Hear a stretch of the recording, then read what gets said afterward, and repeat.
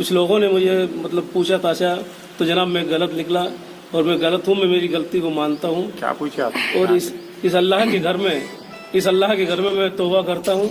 आज के बाद मैं ये सब बात नहीं गलती करे आप? तो यही गलती कर मैंने झूठ बोल के।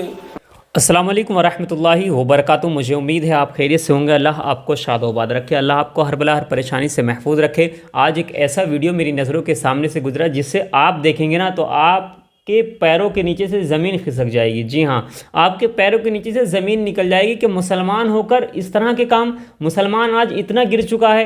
आप देखेंगे बहुत अफसोस करेंगे आप। मुझे भी बहुत अफसोस हुआ और मैं दिखाना इसलिए आपको चाह रहा हूँ। आप जब वीडियो पर आ गए तो बिना स्किप किए वीडियो को पूरा देख लें।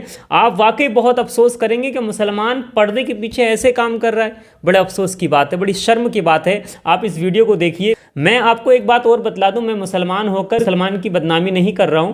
आप इस वीडियो को देखिए, आपको खुद पता चल जाएगा मैंने क्यों इस वीडियो को आपके सामने रखा है। आप इस वीडियो को देखिए। मैं सुबह गुलबर्गा से आया हूँ 9:30 वाली बस से। नाम? मेरा नाम मोहम्मद अमजद है। बाप का नाम? और वालिद साहब का नाम मोहम्मद फैयाज है। गांव का नाम? और हरियाणा बल्लमगढ़ से मैं रहने वाला हूँ। और गुलबर्गा से सुबह 9:30 बजे वाली बस से मैं यहाँ आया हूँ सना मस्जिद में। यहाँ मैंने ऐलान किया। कुछ लोगों ने मुझे मतलब पूछा ताशा, तो जनाब मैं गलत निकला और मैं गलत हूँ, मैं मेरी गलती को मानता हूँ। क्या पूछा आप? और इस अल्लाह के घर में मैं तौबा करता हूँ। आज के बाद मैं ये सब बात नहीं गलती करे आप? तो यही गलती कर मैंने झूठ बोल के अब लोगों से मदद मांगने। क्या झूठ मांगे, क्या झूठ बोले? तो यही मैंने वो कहा कि मैं हरियाणा से हूँ, कौमी दंगे फसाद का लिखड़ा हुआ हूँ और बहन बेटे बच्चे हमारे साथ हैं। मस्जिद के मामले में थोड़ा सा ऐसा। और क्या बोले? यही मैंने बोला है। खर्चा कितना बोले आप? जी हाँ, चंदा के लिए मैं आया था। यहाँ कुछ लोगों ने मेरे से पूछताछ की तो मैं गलत निकला हजरत। मैं मेरी गलती को मान रहा हूँ। इस अल्लाह के घर में भी मैं तौबा कर रहा हूँ। आज के बाद मैं इस काम को नहीं। मस्जिद से पहले कहाँ पे गए थे आप? जो पैसे आपके जेब में? हम लोग ये गांधी चौक ही आपका निकालिए पैसे और दिखाइए जरा लोगों को। मस्जिद में ही हूँ। हाँ, गांधी चौक पे गए थे आप? जी, दिखाइए। नहीं, मोहल्ले में मैंने घूम के किया है। ये कितने पैसे होंगे? ये होंगे 1000-1500 रुपए जो भी। 3,000 नहीं, 2-3,000 है। ठीक है, ये पैसे तुम्हारे ये हाथ में पकड़िए और जो सना मस्जिद में किए थे वो पकड़िए हाथ में। ये कितने है टोटल अमाउंट? 4,500। ये 4,500 रुपए ये भाई साहब मस्जिद में ये बोल के लिए हैं कि मस्जिद में मेरी तकलीफ है, मुझे खर्चा है और मस्जिद जलाए, मुसलमानों पे जुल्म करे। ये पैसे सना मस्जिद के 4,500 रुपए। उससे पहले जो गुलबर्गा से आप आते ही यादगीर में गांधी चौक से लेके अजीज कॉलोनी बस स्टैंड तक इतने पैसे जमा किए। ये वो किए, वो मस्जिद के बाहर का काम वो हम उस पर नहीं देख रहे और हो सकता है ये भी 3,000 के ऊपर है। अब ये जो पैसे हैं ये गरीब का हक मार के ये यहाँ पे आके ऐसे ये लोग कर रहे हैं। तो जो हकदार हैं, जो गरीब हैं, उनके पैसे उनको नहीं मिल रहे हैं। ये बाहर से आते हैं, ऐसा काम करते हैं, हर साल इनका आना जाना रहता है। ये इनकी हकीकत है। और ये बता रहे हैं कि इनके साथ 22 लोग हैं। ये पहले हरियाणा से दिल्ली आए, दिल्ली से हैदराबाद आए, हैदराबाद से ये बता रहे हैं कि गुलबर्गा के हजरत बंदा नवाज के सदर रहमतुल्लाह अलैह दरगाह के पास से रूम लेके रुके हुए हैं। वहाँ पे उनके बीवी बच्चे हैं। सही बात। तो वहाँ से ये यादगीर आके इतने पैसे ले रहे हैं, ऐसे बता रहे हैं। क्या मैंने ये सही कहा? जी बिल्कुल सही कहा। बिल्कुल सही कहा। आप कितने महीने से निकले हुए हरियाणा से? 3 महीने करीब। 3 महीने से करीब हुए। अब ये इनके हाथ में 4,500, ये 3,500, एक ही दिन के 8,000 रुपए पैसे है। तो आप कैलकुलेशन कर सकते हैं। और ये फोटोज जो लोगों को बता के किया जा रहा है, ये बता रहे हैं इनकी फोटो है। और ये जो है ना, ये दूसरे फोटोज हैं। ये जो वहाँ पे हरियाणा में कुछ हुआ था, ये 2 साल पुराना है। और ये हमें बता रहे थे लॉकडाउन से पहले बोले, फिर उसके बाद लॉकडाउन के बाद में बोले। ये सारी इनकी हकीकत सबके सामने है। अब यहाँ से ये पता नहीं कहाँ जाएंगे। और मेरी गुजारिश है सबसे कि ये ऐसे लोगों के लिए इंक्वायरी करें। और ये अच्छे अच्छे लीडरों का नाम भी खराब कर रहे हैं। ये बता रहे हैं कि ओवैसी साहब आए थे, 3 लाख रुपए हमें दिए और उसमें क्या है, वो मदद करने के बाद फिर हम लोग वहाँ से निकल के फिर लोगों से हेल्प लेने के लिए निकले। अब ये फोटो से तो लग रहा है 3 साल पुराने हैं। अब ये हमें बता रहे थे एडिटिंग है पूरे, ये फोटो पूरी एडिटेड है और पूरे ये भी एडिटेड है। ये ऐसे एल्बम बना के ऐसे लोगों से कर रहे हैं। अब पता नहीं है क्या क्या कर रहे हैं। ऐसे लोगों से आप अलर्ट रहिए और सबको इसके बारे में इन्फॉर्म कीजिए। क्या मैंने सही कहा? जी बिल्कुल। आप जो ये कह रहे हैं आप पूरा दिल से कबूल रहे हैं? जी हाँ, मेरे बिल्कुल दिल से मैं तौबा कर रहा हूँ अल्लाह के घर में। हाँ, आज के बाद मैं भी नहीं कहूँगा। अभी हमारे डराने से, ये बोलने से, ये करने से नहीं, कोई डराने से नहीं है। अब मैं मदद लूंगा तो सिर्फ मेरी जरूरत के मुताबिक। मैं बच्चे कह कर हूँ साफ भाई मैं मेरी जरूरत के लिए मदद ले रहा हूँ। अच्छा, जो 3.5 महीने से आप कितने पैसे के अब तक? नहीं, 3.5 महीने कोई पैसा नहीं। जो मैं मिलता था मैं बच्चों को पहुँचा देता। बच्चों को पहुंचा देते थे। और ये बता रहे हैं कि इनके 4 भाई हैं और इनकी माँ है और इनके बाप बीमार हैं। और ये सारी तफ्तीश आपको इन्हीं के वीडियो में मिलेगी। इनके बाप की उम्र ये बता रहे थे 75 साल, और इनके माँ से हमने बात किया तो उनकी माँ की उम्र 55 साल बता रहे हैं। और इनके आईडी कार्ड और वोटर आईडी के हिसाब से इनकी खुद की उम्र है 47 साल। तो वहीं पे हमें शक हुआ 47 साल और इनकी माँ की उम्र 55 साल। वहाँ शक होने की वजह से हमने इनकी तफ्तीश की तो इनका सारा स्कैम बाहर आया। अल्लाह अकबर। देखा आपने किस तरह से लोगों को बेवकूफ़ बनाया जा रहा है। लोग किस तरह से दाढ़ी कुर्ते टोपी के पीछे क्या कर रहे हैं। आप ज़रा सोचिए कि लोग किस तरह से मस्जिदों में मांगने के लिए आ जाते हैं और झूठ बोलकर पैसा इकट्ठा करते हैं और फिर उस पैसे को अपने ज़ाती कामों में खर्च कर लेते हैं। बताइए, आजकल लोगों को बिल्कुल भी अल्लाह का खौफ नहीं रहा।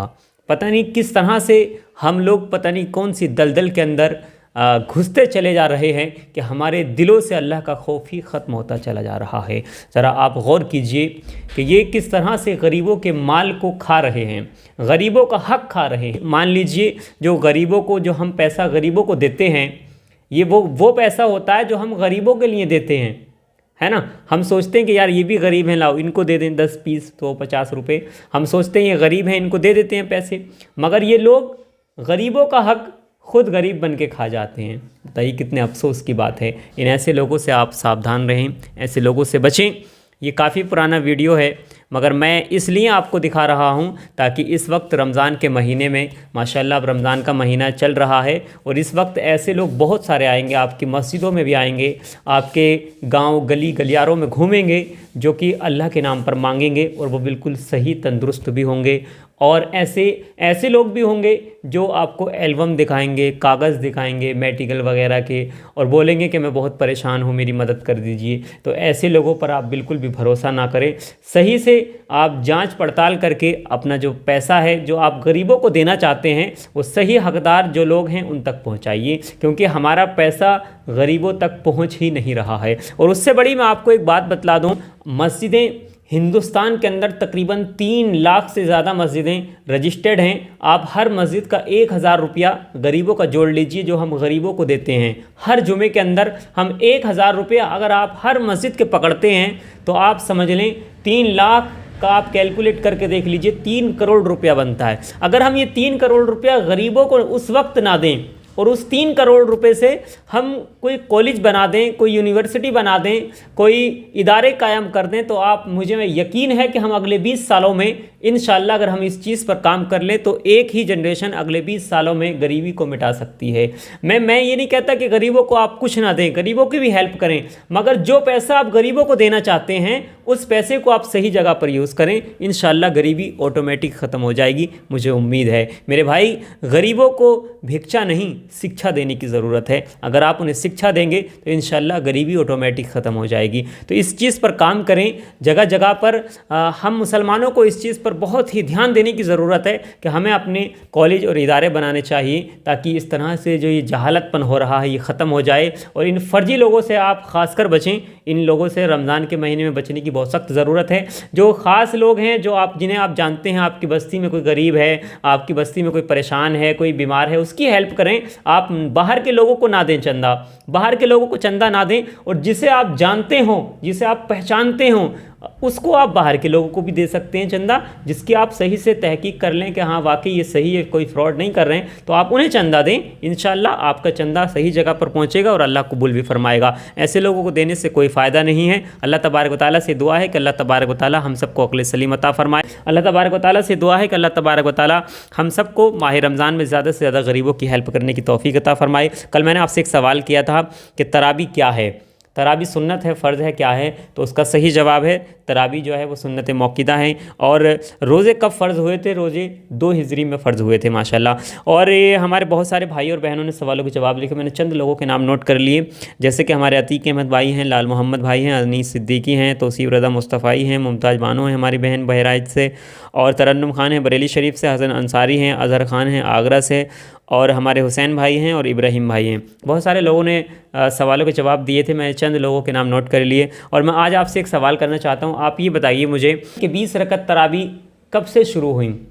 20 रकत से पहले कितनी तरावी हुआ करती थी और 20 रकत कब से शुरू हुई? मुरादाबाद के नक्शे के मुताबिक कल जो सहरी का टाइम ख़त्म होगा वो 5:04 पर सहरी का टाइम ख़त्म होगा और इफ़्तार जो होगा वो 6:25 पर रोज़ा इफ़्तार होगा। मिलेंगे फिर नेक्स्ट वीडियो में, तब तक के लिए अल्लाह हाफ़िज़ फ़ी अमानिल्लाह। अस्सलामु अलैकुम वरहमतुल्लाहि वबरकातुहू।